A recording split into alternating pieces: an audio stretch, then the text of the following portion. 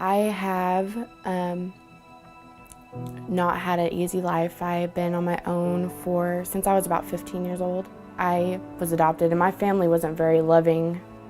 I started smoking cigarettes when I was 14 years old and started doing other drugs when I was 15 years old and had been doing drugs for a long time. And whenever I got pregnant with my first child, Brandon, his father got incarcerated whenever he was 2 months old.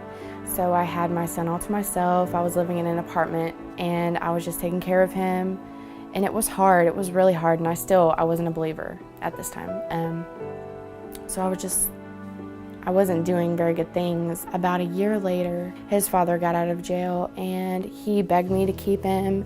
And, we promised each other that we'd never keep our son from each other. So I eventually agreed, said 2 weeks, you can have him for 2 weeks. And so he did, and I wasn't around the right kind of people to take me to go get him, to encourage me to do. I didn't know what to do, I was young and so they took him from me.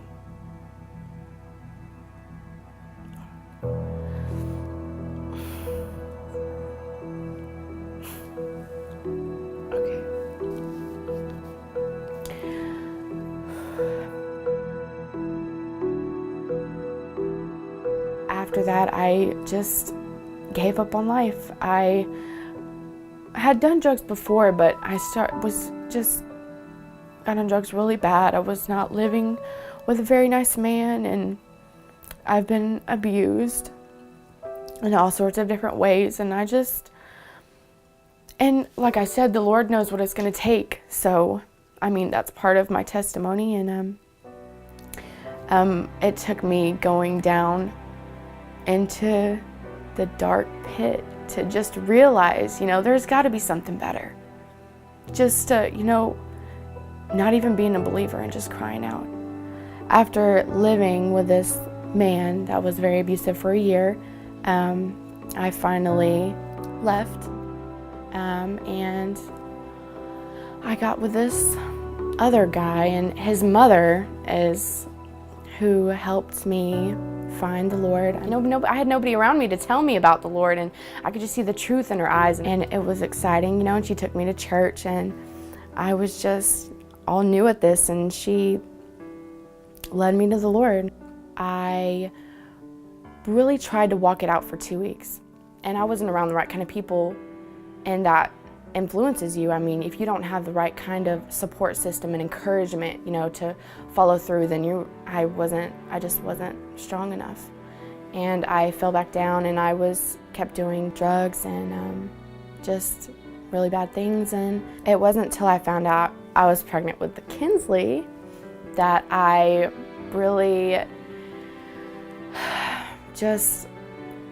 I packed everything up, and me and my boyfriend moved to Louisiana, and we quit doing drugs, and he eventually got locked up also. And then so I made my way back to Texas. I was considering giving Kinsley up for adoption, and just so she could have a better life. I really just didn't see the light for our futures, but God has something else for us. I had heard about this program for moms, pregnant women in Palestine, Texas, and I went there, and they kind of, you fill out some paperwork and watch some videos, and they give you diapers and baby clothes, and they kind of help you out. And they were telling me about maternity homes, just in general, maternity homes. They actually referred me to one in Tyler, Texas, and they didn't have an open bed.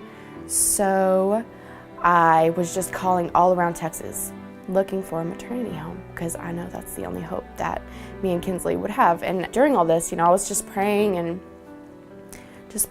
asking the Lord to just show me. And the Lord led me to Mercy House. I called, and they were so inviting, and they just listened, and they were encouraging. I just broke down. I knew that this was the only hope that I would have. Whenever I came to Mercy House is really when the Lord started to transform me. I like to say that my transformation is a divine reversal, because it really is, from what I came from and who I am today. This is Kinsley Grace. She is 6 months old. I'm so glad that the Lord blessed me with this beautiful daughter. She really has changed my life and saved my life. Before I came to Mercy House, I was lost, pregnant. I didn't see a future for myself. I really didn't know what I was going to do. I was confused, and coming to the Mercy House and graduating, I really see a future for myself and for my children. I really realize that the Lord is there, and He does love me, and He has an awesome future in store for me, and I'm precious to Him.